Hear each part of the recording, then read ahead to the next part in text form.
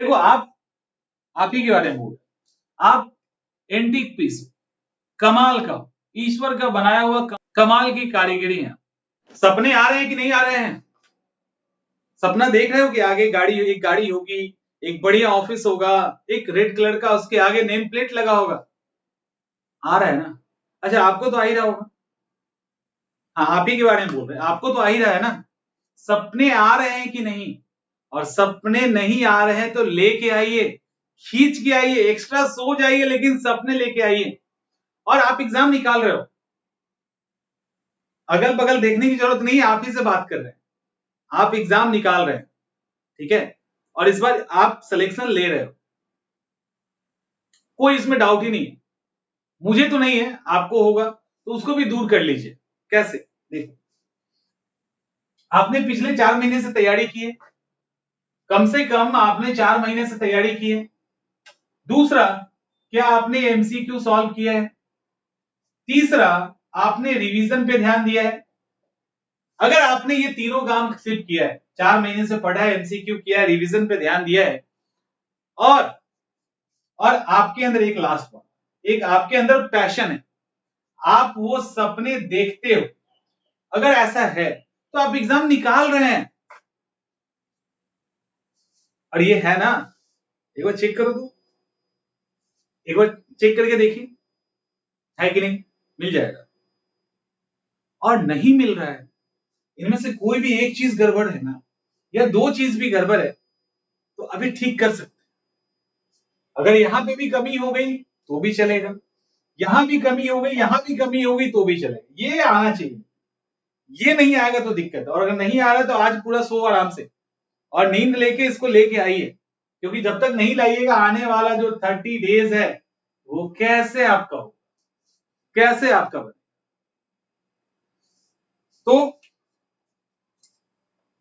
अब सब मैं क्यों कह रहा हूं कि आप एग्जाम निकाल रहे हो, वो इसलिए कह रहे हैं कि आपने एग्जाम के बारे में सोचा है और बड़े शिद्दत के साथ तैयारी। लेकिन अब थोड़े से प्रैक्टिकल चीजों पे आते हैं। अभी तक आप जो एग्जाम दे रहे थे वो आपने 5 ऑप्शन के साथ, देखो इसके पहले क्या होता है ना, कई बार क्या होता है, जैसे कल ही जब हम लाइव क्वेश्चन आंसर करवा रहे थे, उस समय एक स्टूडेंट ने मैसेज किया, सर ये सब तो पुराने हो चुके, कुछ नया करो। ठीक है, इसके अलावा उसके पहले टीचर की क्लास हुई थी, तो टीचर क्लास तो मैंने नहीं लिया था, बट सजेशन मैंने जरूर दिया था स्टूडेंट्स को कि आयोग आपका एग्जाम लेने वाला है, संभल के रहिएगा, एग्जाम आपको चौंकाएगा ही, नहीं चौंकाने का सवाल ही नहीं। अतुल प्रसाद छोड़ने वाले नहीं, लेकिन उनको लगा कि हमारे सिलेबस में नहीं है, ये नहीं है, वो नहीं है, तो हमें पढ़ने की जरूरत नहीं है, जैसे पहले की तरह होता था उसी तरह से जाएंगे, एग्जाम निकल जाए, ये सोच के वो लोग रखे थे। हिला दिया बिल्कुल ऐसे, पूरा चेहरा सूखा हुआ, एग्जाम के बाहर आ रहे हालत खराब, मेरे पास क्वेश्चन भेज रहे हैं हालत खराब। तो कहने का मतलब ये है कि अभी आप 5 क्वेश्चन पे प्रैक्टिस कर रहे थे, और इस 5 क्वेश्चन ने, ये जो 5 ऑप्शन था ना, इसने सबसे ज्यादा ट्रैप में डाला है। हमारे भी कुछ जानने वाले एग्जाम दे रहे थे, हमारे यहाँ स्टे भी किए थे, वो क्वेश्चन लेके आए तो हमने देखा भी इस क्वेश्चन को, और मैक्सिमम में तो 5 ऑप्शन के कारण ट्रैप में फंस रहे थे।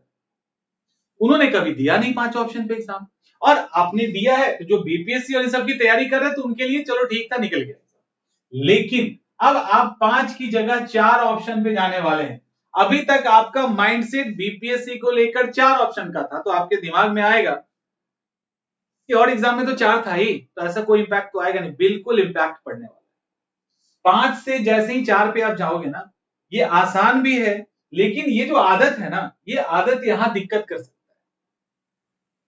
ये वाला आदत यहां पे दिक्कत दे सकता है, तो इससे बच के रहिए। तो 4 के अकॉर्डिंग आप थोड़ा सा मेंटली प्रिपेयर पहले से हो जाए, ये की। इसके बाद यदि आपने कोई टॉपिक पढ़ भी लिया है ना, एक बार देखिए, जो इंपॉर्टेंट टॉपिक है, बार बार क्वेश्चन पूछा जाता है, एक बार चेक कीजिए उसको कि क्या वो ठीक है, वो क्लियर है बिल्कुल। अगर वहां से सवाल आएगा तो फंसेगा तो नहीं। तो अगर जब तक ये 100% क्लियर ना हो जाए, उसको रिवाइज कीजिए बार बार, अभी टाइम है आपके पास रिवीजन करने का।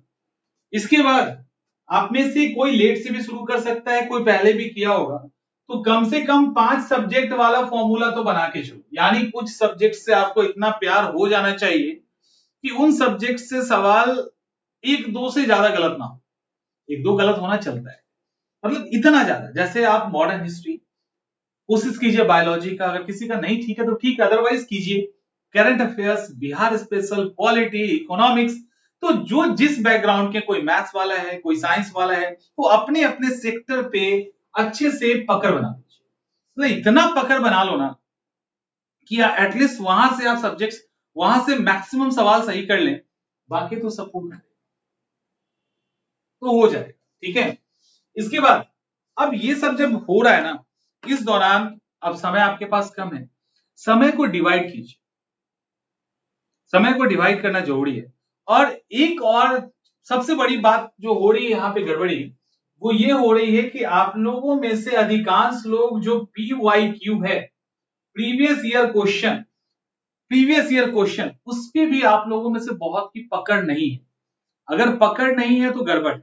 और PYQ के अंदर जो ऑप्शंस दिए हैं उस पे भी आपको ध्यान देना है, क्योंकि यूपीएससी बीपीएससी जब ऑप्शन तैयार करती है तो उस ऑप्शन को भी ऐसे नहीं कि कहीं से भी रैंडमली उठा, तो उस बात को भी आपको ध्यान देना है।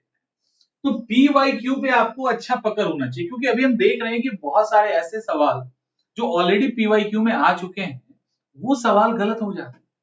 आया हुआ सवाल गलत हो रहा है। इट मींस कि जो सवाल आपको ऑलरेडी दिया गया है, 10 साल पहले पूछ लिया गया, 5 साल पहले पूछा गया है, कई बार पूछा गया है, वो भी गलत हो रहा है। उस तरह की गलती ना करें। तो इन सब को आप ठीक करो। अभी आपके पास 30 डेज है और पूरे कॉन्फिडेंस के साथ लवालब रहिए कि एग्जाम तो हम निकाल रहे हैं, पूरे कॉन्फिडेंस के साथ। क्योंकि जो भी कमियां हैं, आप लंबे समय से पढ़ रहे हो ना, तो जो भी कमियां हैं उस कमी को तो अभी आप ठीक कर ही सकते हैं। अभी आपके पास वो टाइम है कमी ठीक करने का। एक और, निगेटिव लोगों से बिल्कुल बच के रहिए। ध्यान रखिए कि जो भी निगेटिविटी फैला रहे हैं उनसे बच के रहिए, क्योंकि अभी एग्जाम टीचर का हुआ है, बहुत सारे लोगों के दिमाग में होगा कि ऐसा ही पेपर आएगा, वैसा पेपर आएगा, वो आपको भी ना डिमोरलाइज कर देंगे और कोई फायदा है नहीं, उससे नुकसान ही होना है।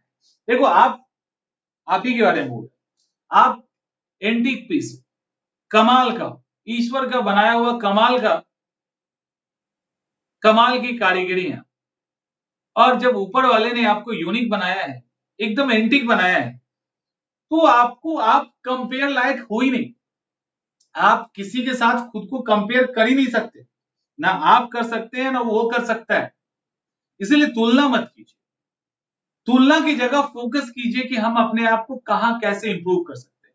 हर रोज बढ़ाइए अपने आप को। देखो, जब भी कभी आप MCQ या टेस्ट कहीं पे कर रहे हो, दे रहे हो, और जब भी आप कुछ ऐसा कर रहे हो और आपका स्कोर नहीं बढ़ रहा, अभी हो रहा है, वो क्या करता है, डिमोटिवेट करता है। डिमोटिवेट नहीं करना, जो नहीं आ रहा नहीं आ रहा, कोई बात नहीं आ रहा, अभी हमारे पास टाइम टाइम हम सीख लेंगे। तो अभी आपको डिमोटिवेट नहीं होना, जो नहीं आ रहा ना MCQ में। अभी जो मेरे पास सवाल आया कि MCQ में जो टेस्ट दे रहे हैं उसमें काफी कम नंबर आ रहा है, पहले से पढ़ा हुआ है, बट जब टेस्ट देने जाते हैं तो MCQ में फंस जाते हैं। तो ऐसा इसीलिए हो रहा है, ऐसा इसीलिए हो रहा है। ये MCQ में आप क्यों फंस रहे हो? आप ये MCQ में इसलिए फंस रहे हो ना, क्योंकि आप जहां पे गलती कर रहे हैं ना, उसको सिर्फ MCQ पे पढ़ के निकल जाते, उस पे आंसर पढ़ के निकलते, ये गलती होती है। इस गलती को ठीक कीजिएगा, 8 से 10 दिन में आप इंप्रूव कर जाएंगे, ज्यादा टाइम नहीं लगेगा। जो MCQ गलत हो रहा है उस टॉपिक को पढ़िए, ना कि MCQ, उस टॉपिक को आपको पढ़ना है। ठीक है, तो वो धीरे धीरे इंप्रूव कर जाएगा। तो कुछ आदतों को शामिल कीजिए।